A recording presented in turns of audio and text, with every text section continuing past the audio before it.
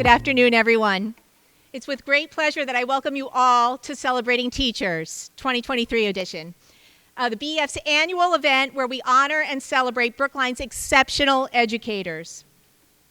My name is Catherine Burke, and I'm the president of the Brookline Education Foundation. Celebrating Teachers is one of the highlights of our year, where we can show public appreciation and thanks for the important work that happens every day in Brookline classrooms. To all of our educators here today, we warmly welcome you. I want to welcome also administrators, parents, and students who are here, our generous donors and others from the Brookline community who have joined us. And I would like to acknowledge all past Caverly Award winners who are in the room. Could those of you who are here please stand up?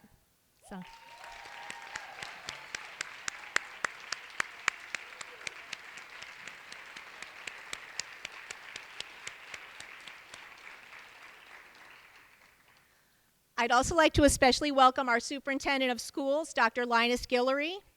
Please welcome Dr. Guillory, who will come say a few words.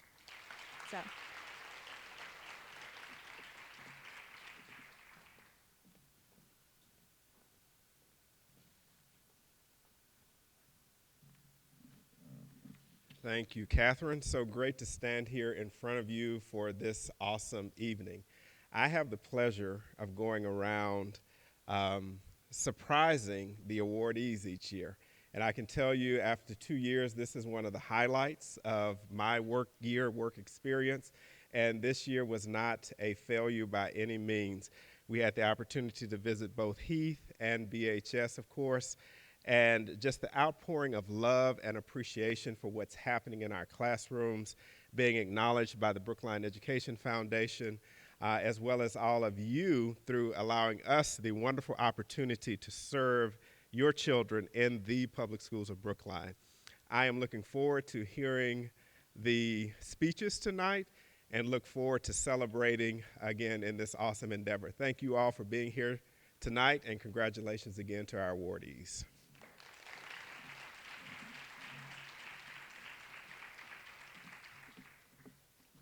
Thank you, Dr. Guillory. I'd also like to welcome members of our school committee and other elected officials. I ask that you please stand so we can thank you for your time, energy, and service in helping Brookline remain committed to education.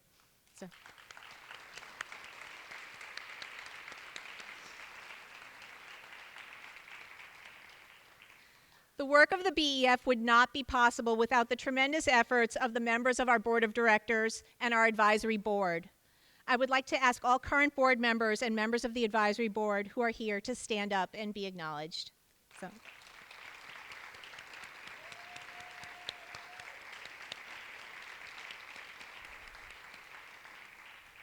And finally, I wish to recognize our executive director, Elizabeth Askley, and our associate director, Jenny Rothman, for the terrific work that they have done in arranging today's celebration and for all their work throughout the year.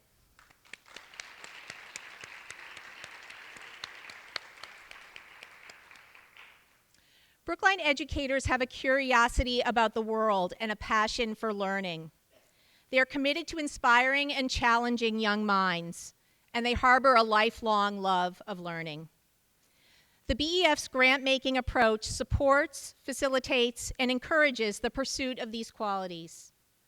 All of our grants are grassroots teacher-driven, meaning that the teachers themselves know what they need and want, and they write their own proposals requesting funding.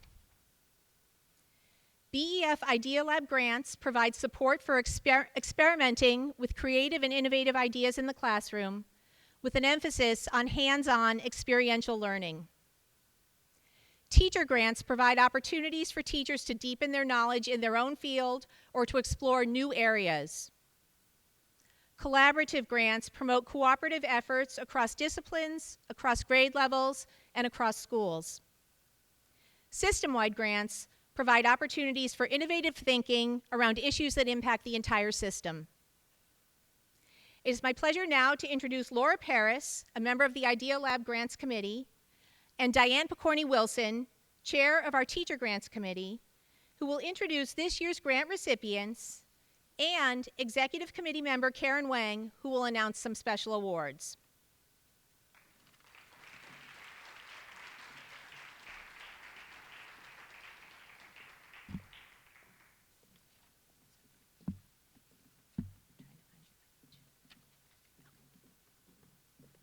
Good afternoon.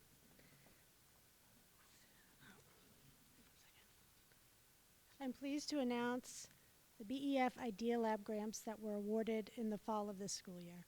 On behalf of the BEF, I want to say thank you to the many members of our grants committees, and a special thanks to Michelle Herman and Gabe McCormick for all of their work in assisting our grant committees. First, we would like to acknowledge our 19 Idea Lab recipients. After I read all of the Idea Lab recipients, I will ask you to stand to be acknowledged. Katya Babitskaya, Brookline High School. Matt Picard, Heath School. Britt Stevens, Brookline High. Jennifer Malone, Florida Ruffin Ridley School. That's my school and I can't say it. Donna Sartanowitz, Brookline High. Kristen Kenny, Pierce School. Lauren Tavares and Caroline Shea, Runkle School. Talma Gennardi, Brookline High. Stephanie Goodman, Pierce School. Alejandra Traub and Sue Zob, Lincoln School. Alicia Osborne Stackpole, Beep. Laura Tanis, Beep. Nina Bishop, Brookline High School. Aubrey Love, Catalyst winner, Brookline High. Michelle Bartley, Driscoll School. Karen Shashwa and Allison Kerr, Heath School. Amy Ostroff, Lucy McNeil. Denise London, Latia Van Loan, Baker School. Carlin Wainayama, Curriculum Coordinator for K through 12, and Amy Ostroff, Baker School. Could you all please stand?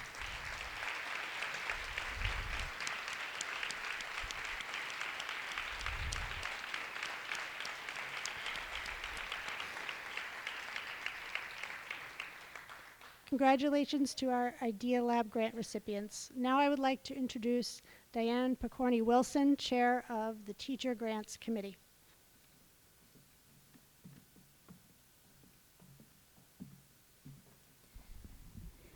This year, the BEF has awarded 18 teacher grants, totaling over $52,000 and directly involving 24 educators. I'm going to announce the grants and then ask you all to stand together to be recognized.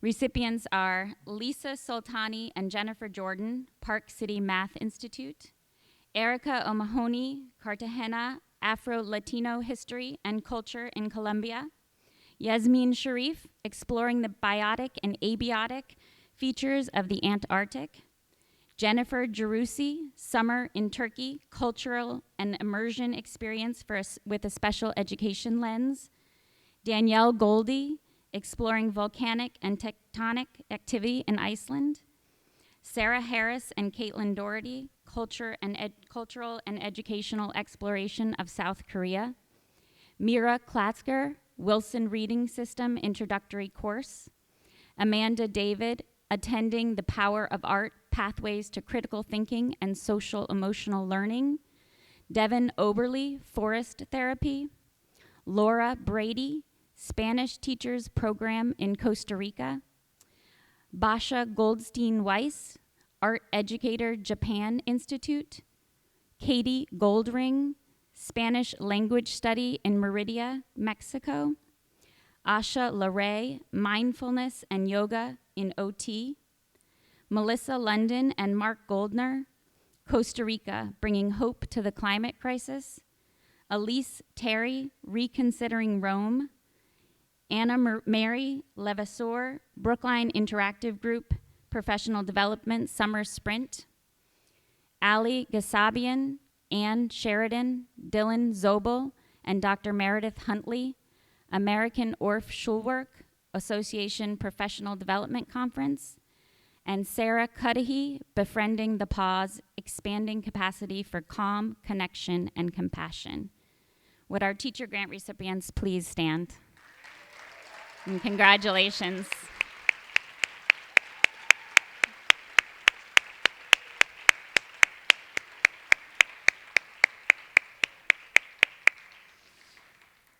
Off script, I love how much travel is back and happening. Very exciting. We have also awarded 13 collaborative grants totaling over 120,000 and directly working with at least 99 educators. Again, after I announce the grants, I will ask our recipients to be acknowledged together. Our collaborative grants are Collaborative Grant for Speech and Language, ASHA National Conference, leader Audra Francisco. Summer Learning Had Me a Blast at the Wilson Reading System Certified Teacher Conference, the leader Laura London. AOGPE Annual Conference, leader Heidi Stavris. American Association of School Libraries Conference, leader Deb Abner. The BHS Cafe Conference for the culinary team, leader Elizabeth Riccardelli. 2024 NAEA National Convention, leader Amanda Hawkinsmith. Improving District-Wide School Psychological Services and Practices, leader Robert Babigian. Anti-Racism, Anti-Biased Curriculum Development, leader Eileen Pushy.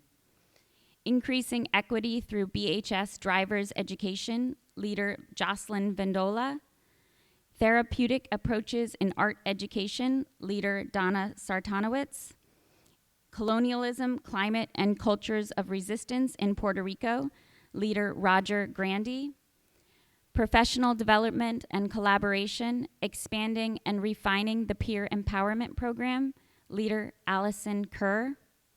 And Reimagining Ninth Grade, Cognitive Potential for All Students, leader Anthony Meyer. Would all leaders and participants in our collaborative grants please stand? And congratulations.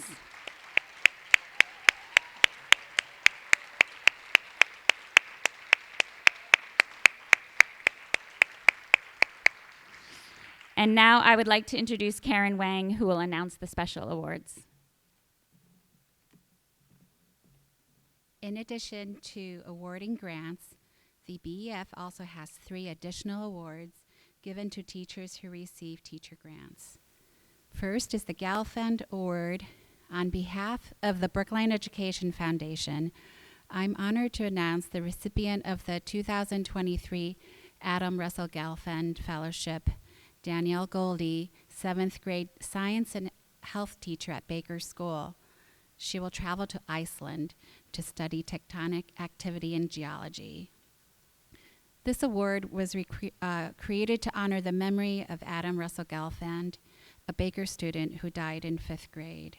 Adam's parents established the award to honor and recognize the many teachers who were important to Adam during his life. Unfortunately, Danielle could not be here today, but we congratulate her.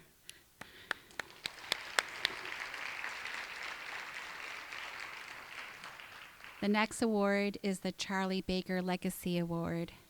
The Charlie Baker Legacy Award was created by a generous donor in 2008 to honor Mr. Baker for extraordinary service in a time of need. This annual award provides additional funding to a BEF grant recipient for continuing education, travel, program development, or other similar pursuits in the area of U.S. history and/or world geography. The 2023 Charlie Baker Legacy Award is presented to Elise Terry, a Heath Middle School and social studies teacher. She will travel to Rome to learn more about ancient cities, bring back artifacts, hopefully none illegal, and work on making the curriculum more hands-on for her students. Elise, will you please stand and to be recognized? Bravo.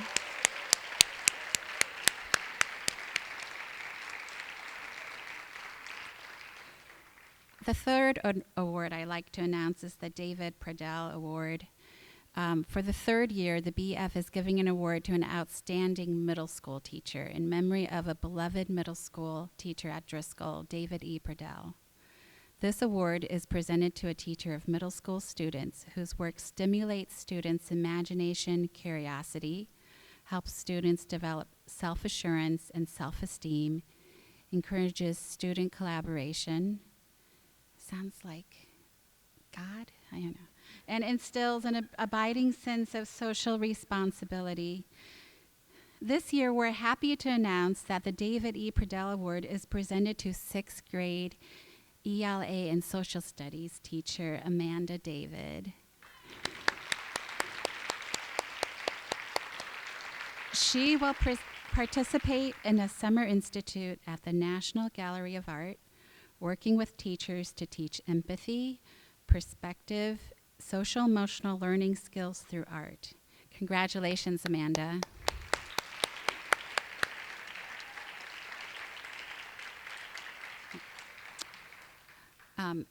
Now I announce the Margaret Metzger Fellowship Awards.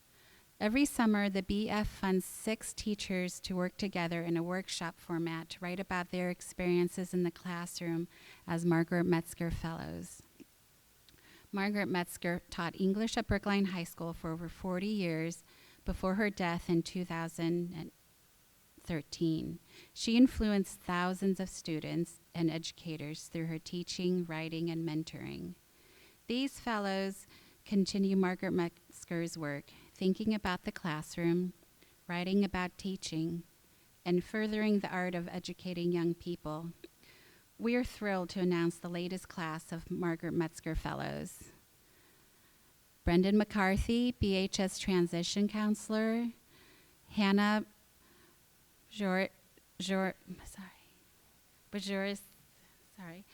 Lawrence, 7th and 8th grade English teacher, Julia Mangan, a BHS Physics, Jeanette Sargent, Baker Counselor, and Tim Hintz, Pierce Counselor.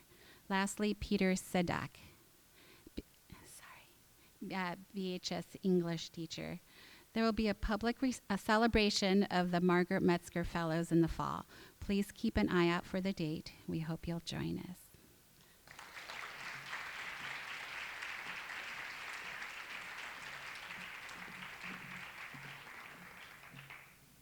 And now for the Caverly Awards. In 1984, the BEF created the Ernest R. Caverly Award to recognize Brookline educators who have made outstanding contributions to excellence in education. The award is named after Dr. Caverly, a distinguished public school leader, educator, and Brookline School Superintendent. Each year, the BEF asks educators in Brookline to nominate fellow colleagues for the award. We then convene a committee, which I was honored to be a part of this year. Our committee is composed of BEF board members and prior Caverly Award winners who consider the wonderfully descriptive and inspiring letters submitted in support of each nominee by colleagues, parents, and former students. We at the Brookline Education Foundation are delighted to announce this year's Caverly Award winners. Sarah O'Shea is a middle school English teacher at Heath. Since 2009, when she began as a paraprofessional at the Lincoln School, Sarah has stood out as a beacon of warmth, kindness, and inclusivity. When she joined the Heath School as an English language arts and social studies teacher, she quickly became a collaborator with her colleagues and a trusted adult for many students. A middle school teacher with high standards for herself, her students, and her colleagues, and a faculty leader for Heath's Gender and Sexuality Alliance, as well as an excellent all-around educator, the BEF is so proud to give this award to Sarah O'Shea. It's my pleasure to introduce Asa Sevelius, the principal of the Heath School, who will tell us about Sarah.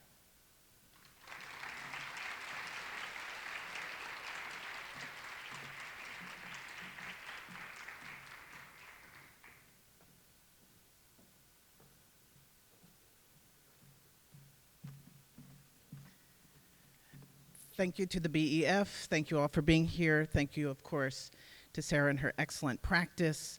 I love this evening, not only because we get to celebrate, the good work that we're doing, but it just feels like we're reaping all these benefits, like this financial downpour of goodness coming into our communities. So I'm really excited to see how we use the money.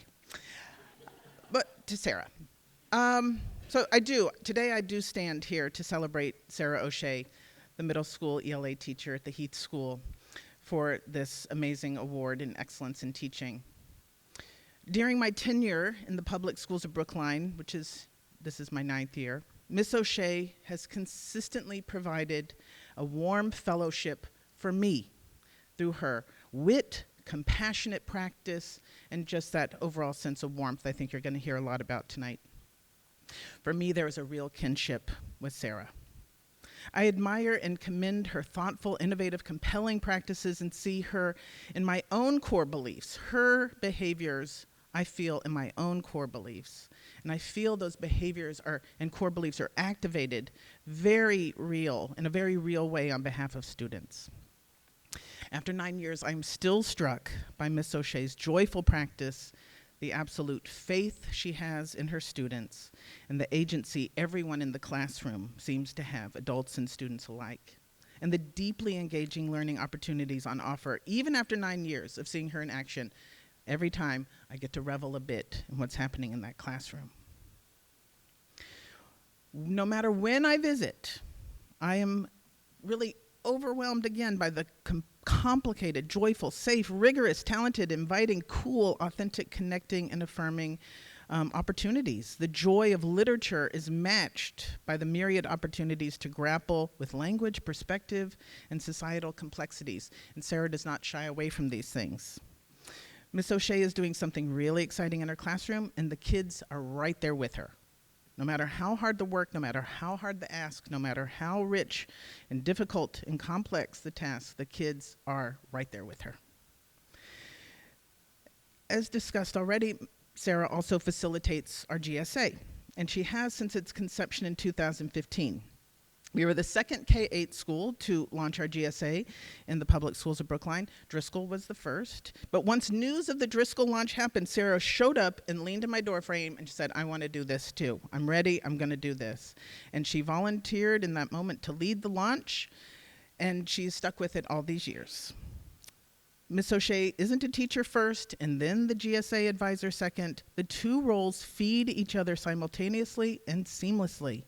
Her stewardship of the program and careful ways that she privileges the LGBTQ students in our community during the GSA meetings as well as in classes add a very particular depth of love and courage many do not attribute to the middle school experience.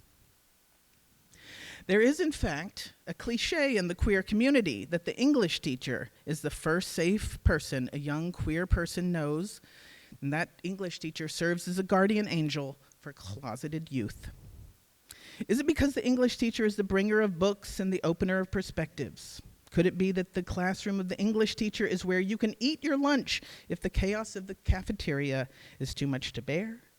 Is it the theatrical readings of Shakespearean dramas about forbidden love?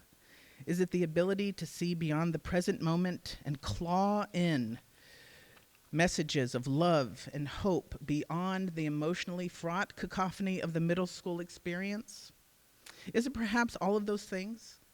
Is Sarah O'Shea simply the embodiment of the age-old tradition of the English teachers loving children exactly as they are right now and for no other reason than they deserve love? Maybe. Only each child can tell that story of that very real and very personal connection. What I do know is that inherent in Sarah's practice is the very real potential for such goodness and compassion and care, and that she seems to be actively tapping into that potential every time she shows up at school. And when all is said and done, that is enough. So I congratulate Sarah and thank you all very much.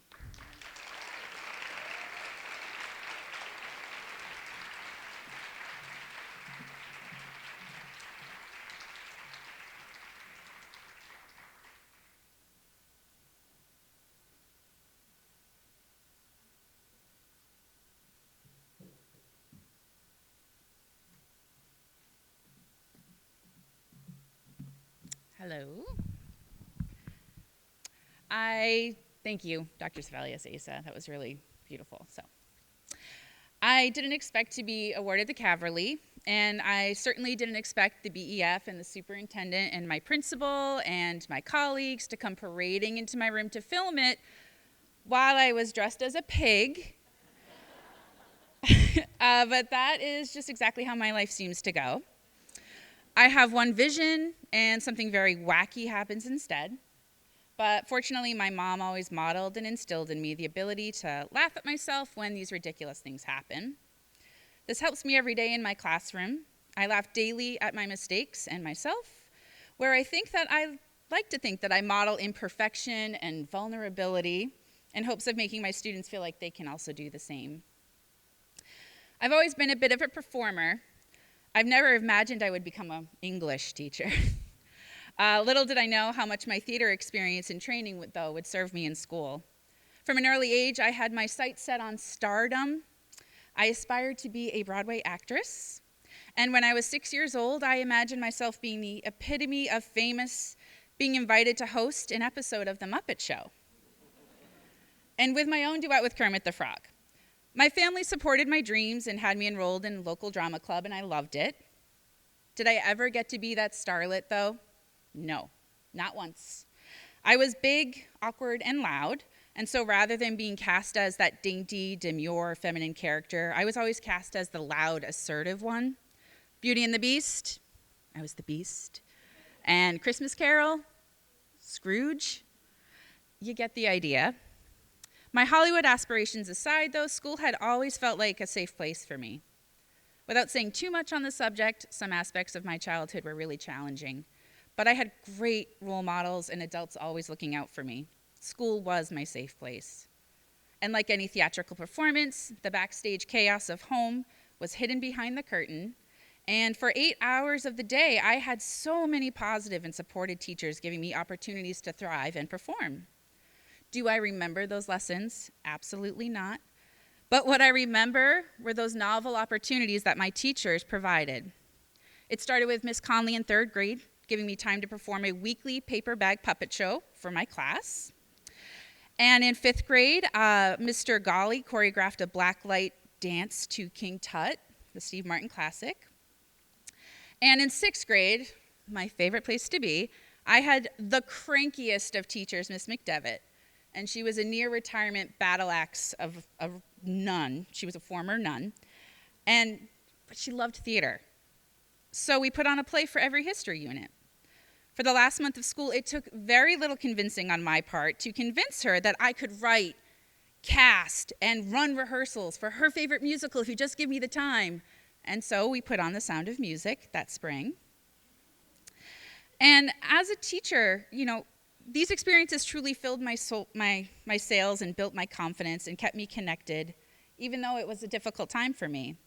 And as a teacher now, I realize that so many of us here in this room and in our classrooms, we're always on the lookout for those kids who need a little extra care to get them through the day. These opportunities that I were given were not coincidental, but very intentional, and that's my mission each day. I want to make it fun, and I want to make it memorable. High school was much the same for me. I tried to keep up the role of good student, and everything is fine by throwing myself into all my opportunities. Looking back, though, I realized that my teachers all co-conspired to personally invite me in and keep me busy and away from some of the negative influences of my falling apart friendships. I had a very painful friend breakup due to her substance abuse, and it was the same year that I was personally invited to join the literary magazine with Miss Boyle. I had show choir and drama rehearsal 3 days a week after school with Mr. Shannon, and my guidance counselor, Miss Amaral, would just always coincidentally bump into me in the hallway and invite me to go into her office for some quiet time before PE class. And it's now that I understand and see that all of these compassionate educators in my high school were so connected to each other and all looking out for me. They were all making sure I had as many positive opportunities as possible. So it is in their honor that I try to personally invite any kid I can to come to room 199, especially on GSA days, which was today. After high school, with my sights still set on making life as an actress and a wave of supporters behind me, I was accepted to Emerson College's acting program. And to cut to the chase, after my first semester, I quickly realized I was not cut out for that. I was not competitive enough. I was not thick-skinned enough. I took things very personally. But I did have a professor, Bethany Nelson, and on the first day of class, she memorized 60 of our names and made sure to use them frequently and every time she saw us. It's very hard to stand out in a group of theater kids. But she made such an effort to see and know us, because there was this one day I was walking across the Boston Common, saw her coming, didn't think she'd recognize me. She stopped and said, "Sarah, I've been hoping to run into you. I have this book. I've been waiting for you." And she handed me this yellow softcover book about feminism in theater.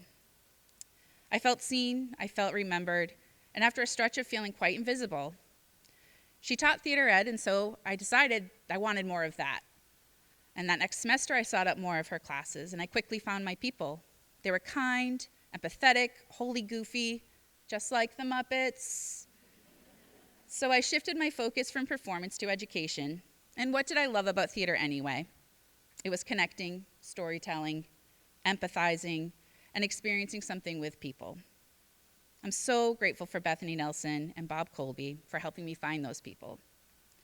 So after a few twists and turns out of college, I found myself directing less and more, and my friend and fellow drama camp counselor, Beth Greenwood from Lincoln School, former Caverly Award winner, invited me to come work with her as a para at her school, and it was there that I saw general ed in a whole new light.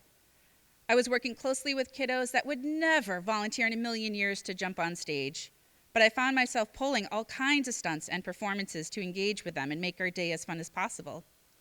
At Lincoln, I received the best training to be a teacher by observing and working closely with Beth Greenwood and Suzanne Howard in 3rd grade, Katie Flynn in 4th grade. I had some of my most challenging and greatest opportunities to learn behavior management in Caitlin Rogers Learning Center. It was called the ILP then. There were days I was called a stinky poo-poo face in a music room of 3rd graders. I quickly had to learn how to dodge bingo chips being hurled at my head while calling out numbers. But the show had to go on. I learned to keep my pride out of it and do whatever it took to help us get through the day. And these were incredibly formative years for me. I got to see adults whom I truly respect model such compassion and care for their students. And I got really lucky, and I was able to complete my student teaching for my graduate program while I was a para there, because of all the adults behind the scenes who helped me make it happen. And now, unbelievably, to me, it's been 10 years at Heath, and time has flown by. I find great stability and reward in what I do, and I'm so fortunate to be part of such a great ensemble. Thank you for being here. I consider many of my colleagues dear friends that have seen me through many dramas of my life inside and outside of school. I haven't stepped on stage as an actor in years. However, the adrenaline I got from rehearsing, performing, and directing translates quite perfectly to my classroom. There are infinite opportunities for me and my students to workshop, practice, get better every day. And at this point in my career, I have even less shame and fear of embarrassment. And I will go to great lengths to openly fail, laugh at myself, and try again in class, in hopes that my students also feel the same. Just like my most memorable teachers did for me, I try to make my lessons just as playful and light as possible. I don't think my students will remember that lesson on introductions and conclusions, but I do hope they will remember my screaming Latka read aloud, where I scream at the top of my lungs at them. The stories I share about bubbles and morgue water, or the time that the escaped hedgehog lived under my classroom bookshelves for 2 weeks, or dressing up as a book character for a classroom dinner party, which is how I ended up receiving the honor, dressed as a pig. And I hope my students and colleagues feel safe, seen, and joyful in room 199. Did I become that demure starlet singing with Kermit the Frog I envisioned at 6 years old? Well, not exactly. I have no shame. But just like Miss Piggy herself, I contain multitudes. I'm imperfectly entertaining, unconventionally fabulous, and I'm from humble beginnings. I'm looking forward to growing my cast of Muppets for many more seasons, and thank you to my Heath family for the nominations, and to the BEF for supporting amazing opportunities for us and our students. So, thank you.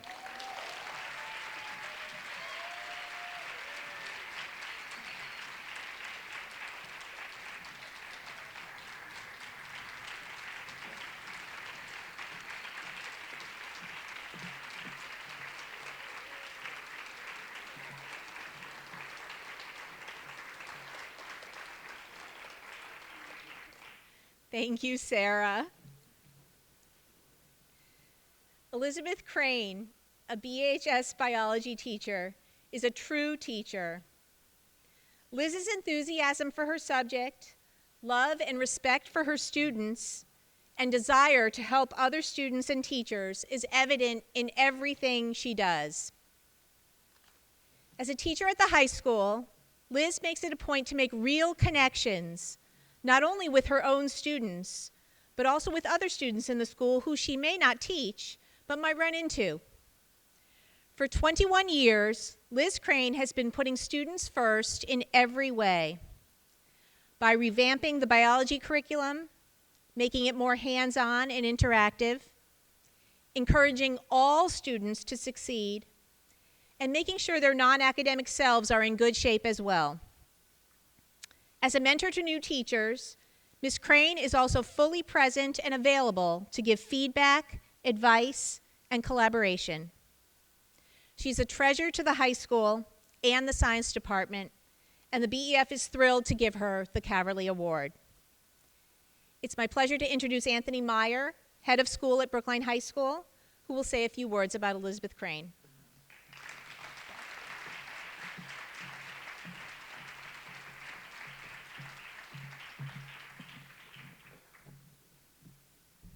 Thank you, Catherine. Thank you, BEF. Thank you, colleagues of Brookline High School and across the district. Thank you, families and friends of Liz and Sarah in particular who are here today. I want to take a moment and say congratulations to Sarah O'Shea. Thank you so much for that gift of a speech to us. I really appreciate it. Congratulations. It's my job, though, to introduce Liz Crane to you, and I can't do that without saying her name a few times, and I'll hopefully explain why. So, Elizabeth Crane, Elizabeth Crane, Elizabeth Crane. I have been a dean at Brookline High School for a long time. I am no longer, but still sometimes long to be. And when kids are struggling, or when we're preparing for a year, we look at our kids' schedules who we're worried about and see who the teachers are that are going to wrap around a kid who we're concerned for. And I can just tell you that when I saw Elizabeth Crane on a schedule, it was a guarantee to me that a kid would be cared for and well taught. So Elizabeth Crane, Elizabeth Crane, Elizabeth Crane. I will not try to imitate high schoolers as much as I want to, but I need to tell you in the words that I have that when kids who are Liz Crane students talk about her, it is with an awe and a love that is palpable. Again, I can better describe it than I can say it, but the tone lifts as they say, Ms. Crane, Ms. Crane, Ms. Crane, and to watch the kids, her students, as we presented, as Linus referenced, a bunch of us poured in, and it was not during a class time. So I believe during X block, which is the time when kids want to do just their own thing, there they all were to celebrate Liz Crane, and it was a wonderful moment. I also want to acknowledge there are many people in the room who could present Liz because they worked closely with her. I think of Ed Weiser, our science chair. I think of Bob Weintraub, our former head of school who helped hire Liz. I think of Steph McAllister, who helps run Teachers Mentoring Teachers. I look at Liz's biology teachers. There are so many people that love Liz Crane, and I am one of them. Liz, I'm not going to read the testimonials about you that were submitted to the BEF as much as I'd love to. I want you to read directly what your colleagues, students, families said about you and have a private moment where you can just take that all in. I suggest Kleenex, but they're wonderful testimonials to the work that you do. Liz Crane is a wonderful person. I want to make a joke how there's no one as wonderful as her in this room, but I realize that might offend some of you, so I won't make that joke. That's humor, even if it's imperceptible. She's also an excellent teacher, and Catherine spoke to some of that. I think one phrase that has become in vogue is the notion of the warm demander. And I would just say, as I said the day that we shared with Liz that she had won the Cavalry, she is the personification of the warm demander. She is such an incredibly nice human being. And almost more importantly, she has incredibly high expectations for every kid. And that matters because I know they feel the love from Ms. Crane, and they also feel like they can do more than they ever imagined they could. And that combination, that deep care, that push and pull that is you propelling them towards their future, learning, growing, is also palpable. And kids know that. I think we all know this in this room, certainly the educators, that kids are watching us and sensing what our tone is, what our attitude is towards them in any given moment. And Liz Crane does an incredible job of moving kids forward. Liz is also a leader, an absolute leader, and there are many teachers, I almost said students, but teachers in this room who have experienced the combination of Liz and Steph in teachers mentoring teachers. And I can't talk about that experience without acknowledging that when I came here 19 years ago and had Gail Davis and Margaret Metzger, who was referenced earlier, as the leaders of that program, it made me realize this is an incredibly special high school. This is an incredibly special district. And when our newest teachers are led into the enterprise, acculturated, supported, and pushed with kindness by the likes of Steph McAllister and Liz Crane, the world is a wonderful, wonderful place. Lastly, I would just say I always try to stick to the belief, maybe from the WHO, that the kids are all right.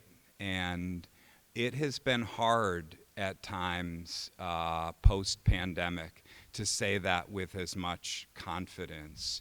And I just want to acknowledge that Liz has had some difficult situations to navigate this year as a teacher. And I am respectful.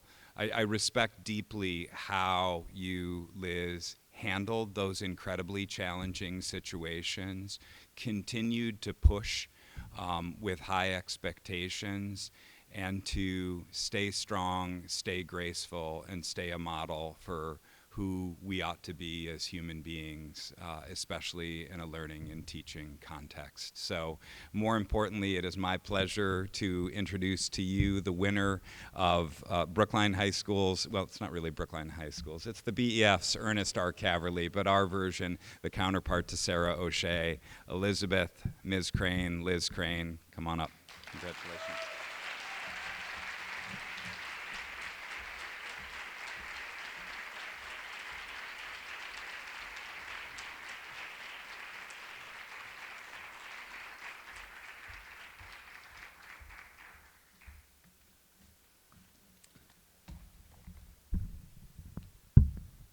All right, can you hear me? All right. Thank you so much, Anthony. That was a lot of really wonderful, warm words, and I really appreciate it. And Sarah, it's such a fun award to share with you. What an honor. Let's thank Dr. Guillory for leading us, and of course, Anthony for his work as our BHS principal, Bob Weintraub, former BHS principal, also here today, BEF members and leadership for their support, as well as the funding of so many rejuvenating and inspiring grants over the years, especially ones that afforded me the chance to attend different professional conferences. I want to thank parents and students, past and present, all of my BHS colleagues, especially Ed Weiser, and the entire science department, biology colleagues and friends, Sarah Hemphill, Heather Giblin, Brianna Brown, Dory Lamb, Wen Saylor, Brad Kozel, Ben Little, Jasmine Juo, Abby Janes, and Catherine Wolf, who make my job infinitely more fun and so much more collaborative. Stephanie McAllister, my partner in teacher mentoring work at BHS, and Brian Poon, who long ago introduced me to BHS. the entire Pierce community, including current principal Jamie Yadoff and past principal Leslie Ryan Miller. My 5th and 8th grade children attend Pierce through the materials fee program, and that hugely magnifies my loyalty and human connection that I feel with PSB. And of course, the most important thank yous, my family, my parents are here, my aunt and uncle are here, my mother-in-law, my sister-in-law are all here today. My husband, Nat, who has spent, I think, almost his entire life in the same household as a Brookline High teacher. Not sure anybody else has quite that same honor. His dad, Steve Tipton, was a longtime and much-loved BHS English teacher. Nat is endlessly supportive of the never-ending work of the various teachers in his life. And of course, my own awesome, amazing kids, Molly, the 8th grader, and Hannah, the 5th grader. Before beginning, I should also clarify that I anonymously discussed 2 specific students. Each of these students has pre-approved the relevant sections of this speech. So I thank each of these students for what they've taught me and their willingness to be featured today. All right, here goes. I was not always a fan of Brookline High School, nor did I intend to pursue biology or stay in teaching for very long. I grew up in Lexington, attending Lexington High School and playing on the tennis team. We thought we had a pretty good team until we decisively lost to Brookline High in the state tournament over 2 consecutive years. I was not a Brookline High fan. In middle and high school, I loved the logic of math and languages. I still think today of my incredible Latin teacher, Dr. Fiveash, and how he related so deeply to his students and instilled in us a love of learning. Science, on the other hand, was not my thing. In 10th grade, I enrolled in AP Biology and lasted for about 3 weeks. It seemed like a whole lot of gibberish to me with altogether way too much memorization. Come college, math had become far too abstract, and French was suddenly an analysis of literature. I became interested in a career in medicine, and so I gave the sciences another try. This time, I loved them. I majored in biology and decided to take a break for a few years before graduation, and I thought I would teach during that break before the intensity of medical training. Well, I think we all know how this story ends. Spoiler alert, I didn't go to medical school, and teaching was not a break. I fell in love with teaching at the Fieldston School, a private school in New York City. After 3 years, I left, seeking a job in a public school, but wondering if I'd ever love a school community as much as I loved Fieldston. I went to graduate school and then landed a job in Brookline. My first year was rough, but the Teachers Mentoring Teachers, TMT program, was a lifeline. I doubted my ability to successfully run a classroom at BHS, let alone find joy in the work. But each subsequent year got better, and I'm so glad I stayed. So what has kept me in teaching, and at Brookline High in particular? Undoubtedly, it's the people, colleagues, the community in general, and of course, the students. And there is another element as well. While in TMT program as a first-year teacher, I remember longtime and brilliant English teacher Margaret Metzger, who we've heard a little bit about already, telling me, my closest friends know not to ask me, how's your teaching year going? But instead, Margaret, what are you working on this year? She continued, these questions, what am I working on during any given year? That's what keeps me in teaching. So what questions am I working on? What questions have kept me in teaching for the past 24 years? Well, during my first years, I was just working on survival questions, like, how can I minimize the chance of being mistaken for a student again? How do I not turn beet red and start to sweat profusely when students ask me questions I do not have the expertise to answer? Over the next years, my questions became much more about structure, and then veered toward curriculum. And now I also think about systemic and philosophical questions with no easy-to-solve answers. How can schools and systems best take care of each of their educators in the same way that educators strive to take the best possible care of each student? Or what leadership opportunities can systems and schools extend to mid-career educators, keeping them firmly grounded in their practice and classrooms and also honoring their expertise and wisdom? And for a more philosophical question, in what ways is disequilibrium necessary for growth and learning? It's this final question, in what way is disequilibrium necessary for growth and learning, that I want to explore a little bit more today. I love using biology content as an analogy for life wisdom. For example, when studying the teeny tiny ants that protect the rainforest's massive trees, I remind my students that little things in life matter more than you think. Or when studying the myriad of enzymes that must work together to catalyze a single process like DNA replication, I ask my students to consider the value of teamwork and the whole being more than the sum of its parts. And back to the idea of disequilibrium, we have a unit on neurons and the ways in which brain cells transmit messages. We take an in-depth look at the imbalance of sodium ions across the cell membrane. The students come to understand that neurons would be unresponsive and inert without this imbalance, and we start to talk a little bit about their own lives. And yes, how balance is important, and so too is pushing yourself out of your comfort zone as long as the right supports are in place.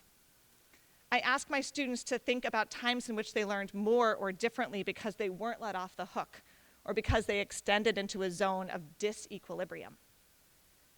So how has this idea of disequilibrium played out in strong and powerful ways over my career here at BHS? Some examples relate to my own professional development.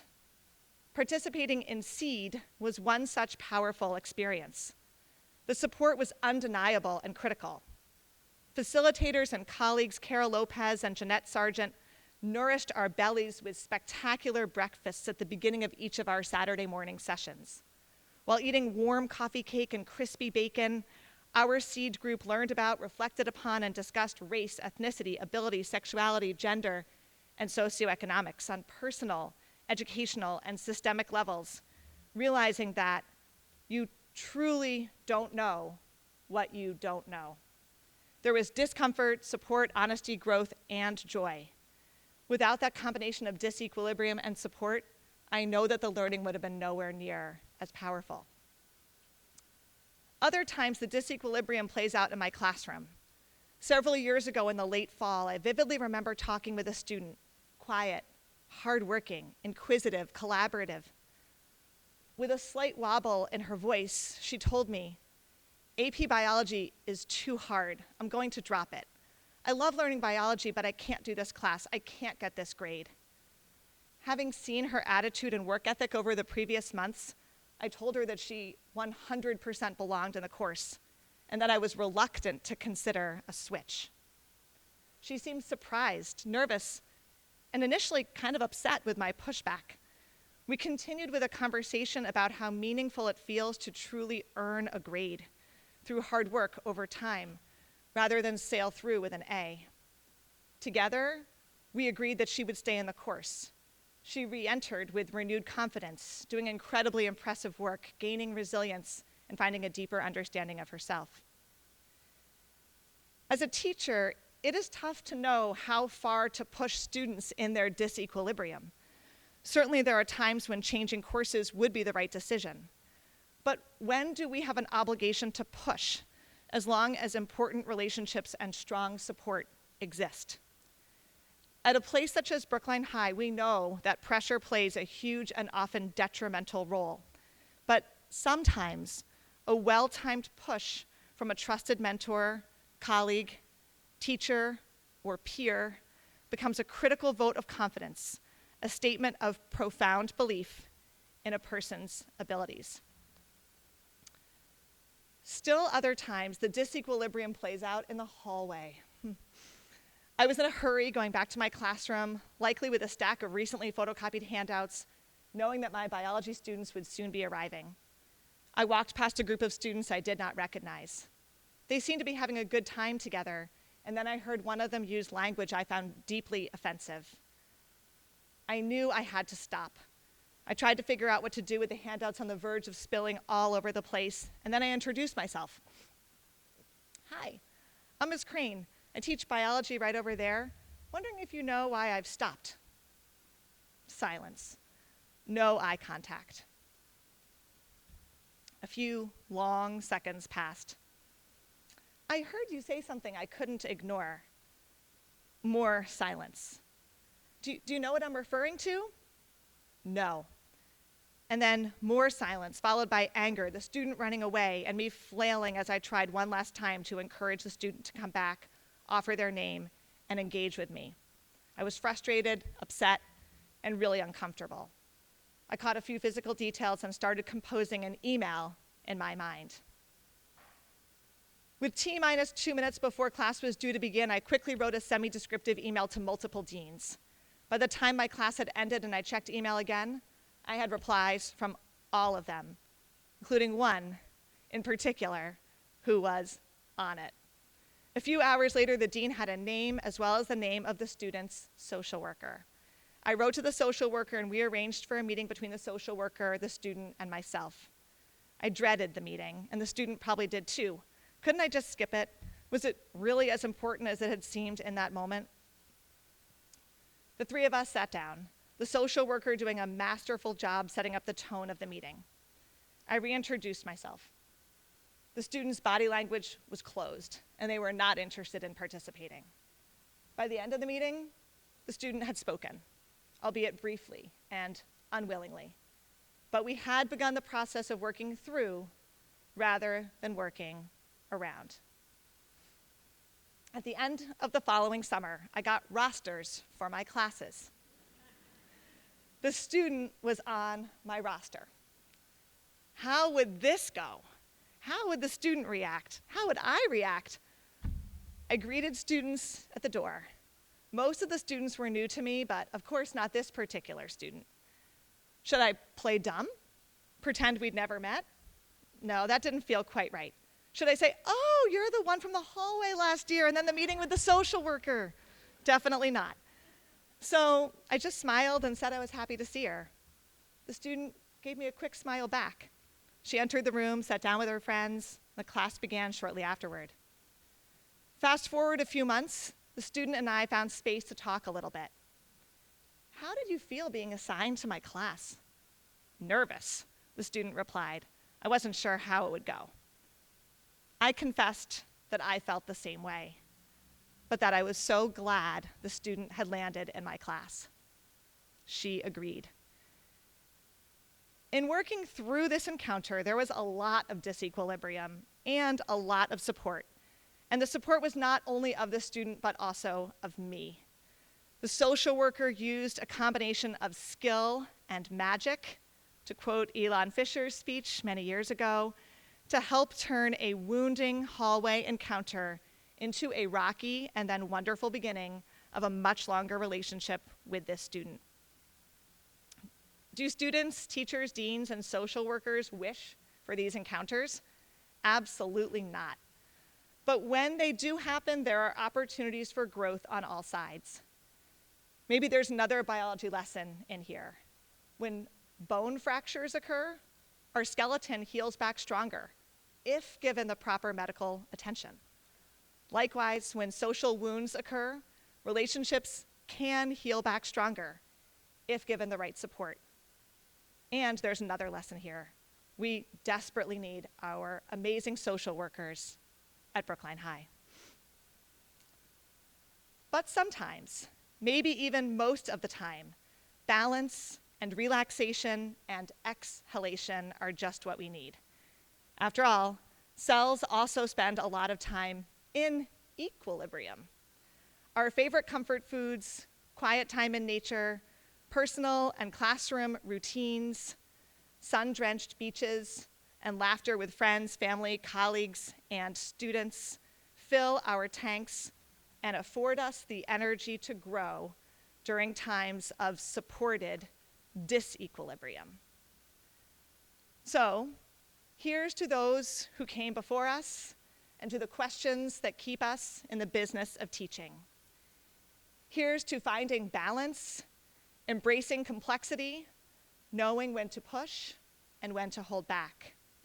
Here's to being supports for one another as we, just like brain cells, venture into disequilibrium while also joyfully experiencing the extended times of equilibrium. Here's to us, an amazing, incredibly skilled, and dynamic group of Brookline educators.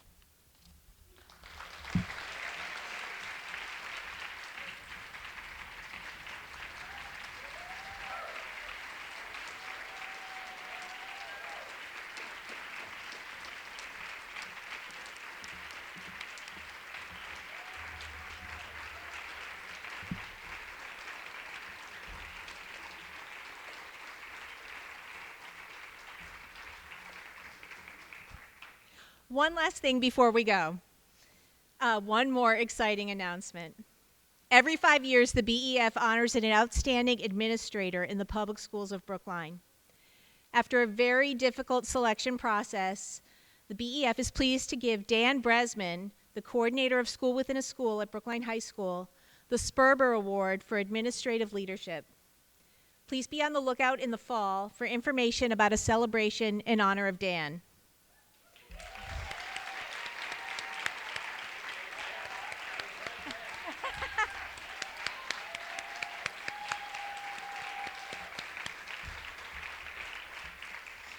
I want to thank our donors once again for their strong and consistent support. This exciting work would not be possible without their generosity. And finally, I want to thank our educators. You teach, you mentor, and you inspire our children. The Brookline community appreciates and values all that you do. Thank you so very much. Please join us outside in the hall for a reception. So.